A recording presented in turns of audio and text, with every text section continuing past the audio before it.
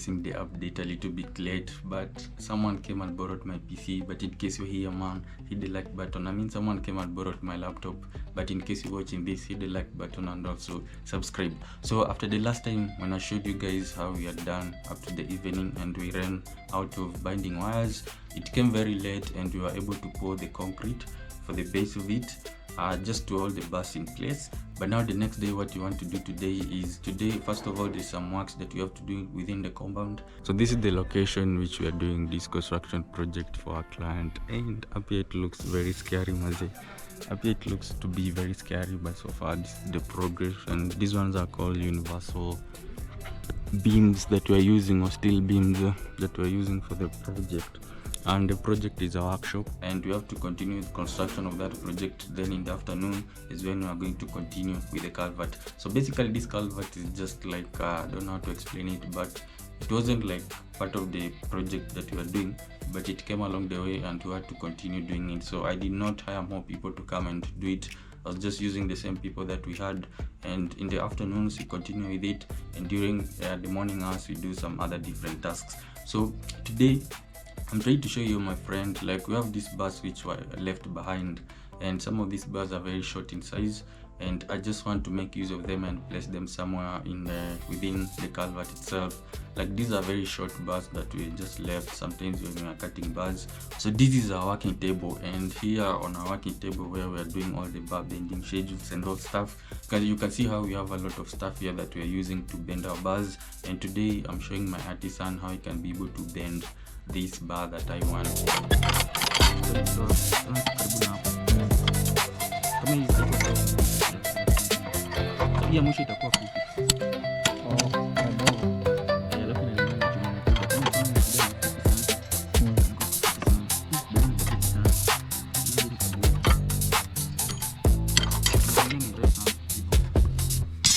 And like I said, I've already made like a bar bending schedule with this stuff, showing him the dimensions that I want. And also to make it easier for him, I came and drew here.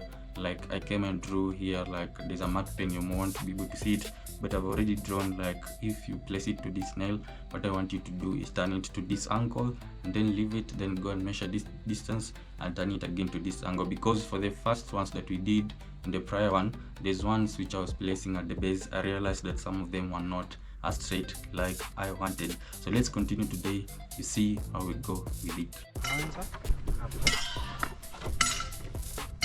We could change. Alafu ndio ile line hii ya kwanza. But chuma yako itakuja somewhere katikati. Hii sasa. Hapo. Leta tena. Sama hapo unatisha kia. Hapo. Yeah. Hii msari ya mwisho ilingana na hii.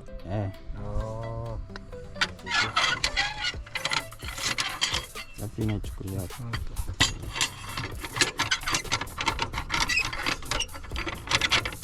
Taka nyundo mtu anagonga.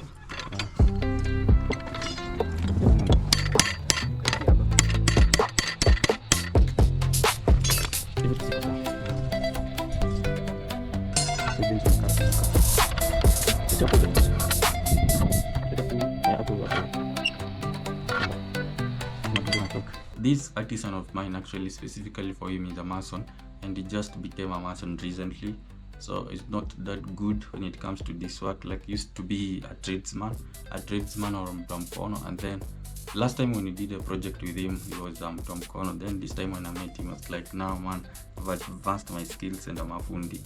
But I realized that for him, he has done a lot of masonry stuff, but not really anything to do with when it comes to this steel fixing or things to do with reinforcements of steel on the construction site.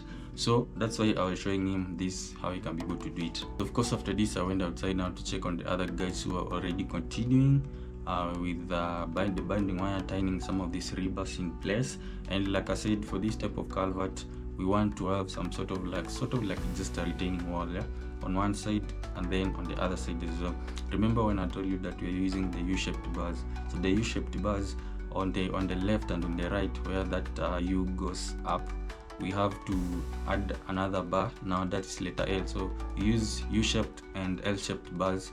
Then these bars, they form like a wall now, like a retaining wall.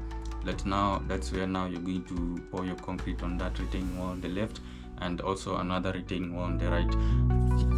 Umechukua level. Umechukua level ya barabara maya hii. Hii chuma hii. Umechukua level yake ndio kaileta hapa. Umeleta na maji. Sawa.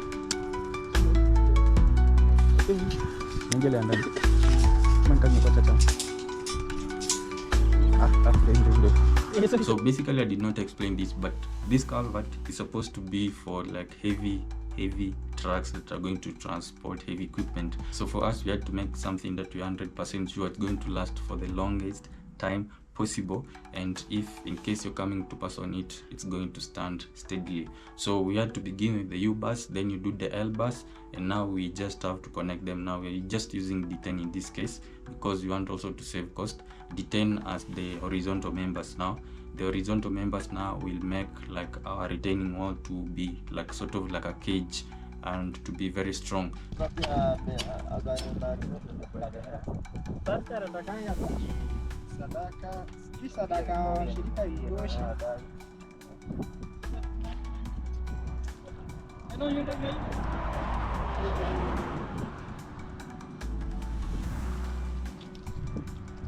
And now we're just trying to adjust now these the type of bars that I'd shown my mason to make, or now we can be able to place them to be at the same level, because remember the culvert has to be aligned like somewhere along the same angle as the road.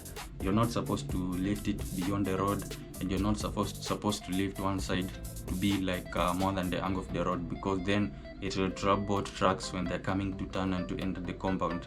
But if trucks turn and they find that the culvert itself is almost at the same angle as the road, then it makes it a little bit easier. And also that was the requirement that we had to follow from, like I said, there was an engineer for this road.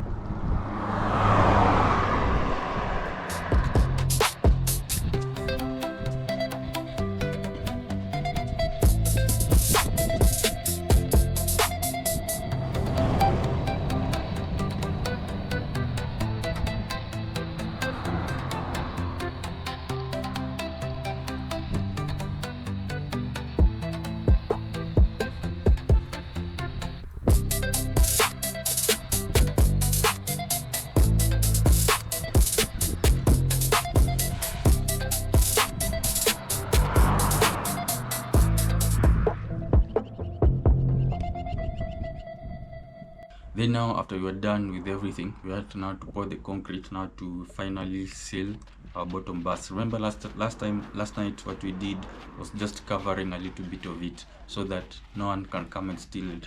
But right now, so what we want to do is to cover it totally.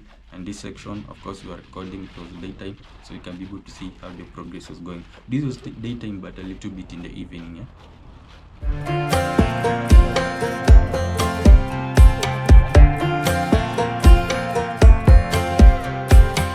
Last time we talked, you had nothing to say. You chose to walk, give what we had away. I hope you get what you're looking for, but babe, with me, you close the door on everything we could have been. Don't go thinking we could be friends. No, you can't bring us back from the dead, 'cause when you know, you know, and when you don't, when it ends, it ends. Then of course you have to vibrate it and to make sure it is well vibrated. When you vibrate your concrete, the quality becomes amazing, so it will last for longer. And also vibration does away with those little pores that can be due to air, some things, air particles, or yeah. So when you vibrate, it makes the quality of your concrete to be much better.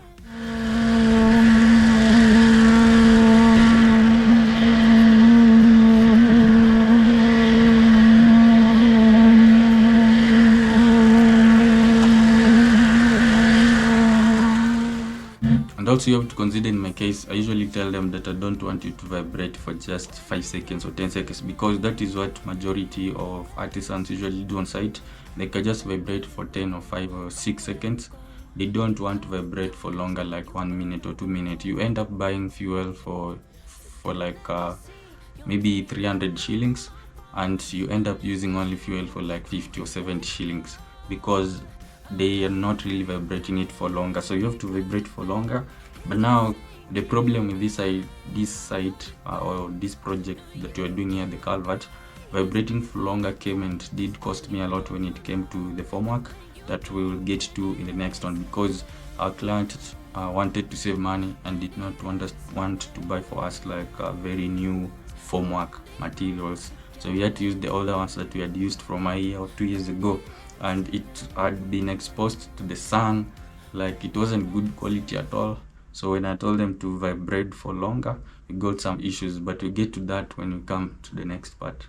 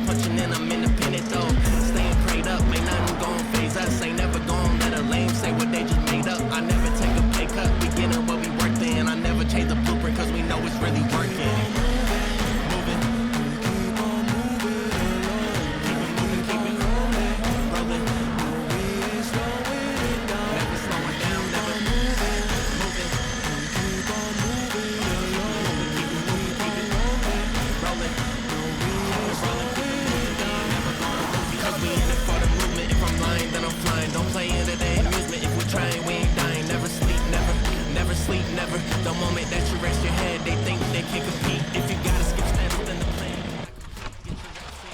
Get your reps in, get your on past success. You gotta love what you do if you tryna be the best. Isso aí maisha.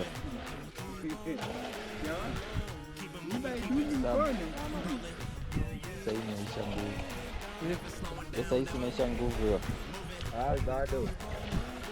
Wakulani na njugu.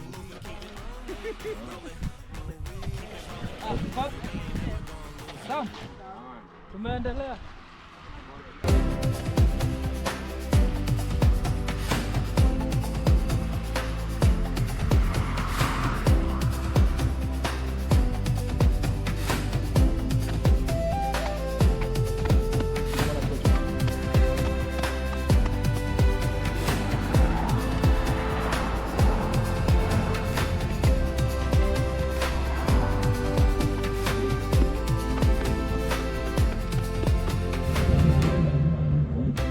So it was night time or evening time, somewhere around 5 p.m. now, 5:30, and it was about time to leave. So basically we were supposed to leave by 5 and start our work by exactly 8.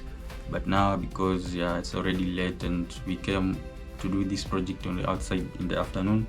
But the good thing is we have finished what we are doing here today, and this guy here is called John and he's just having fun. He likes a lot to have fun and he likes the camera a lot.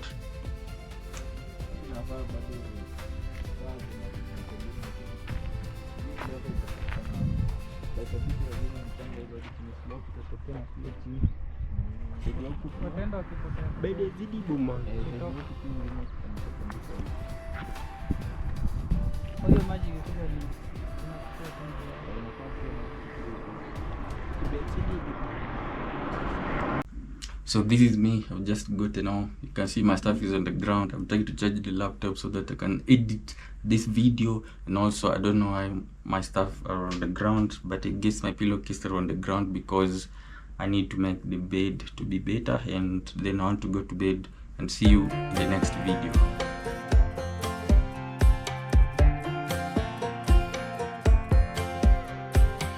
Last time we talked, you had nothing to say.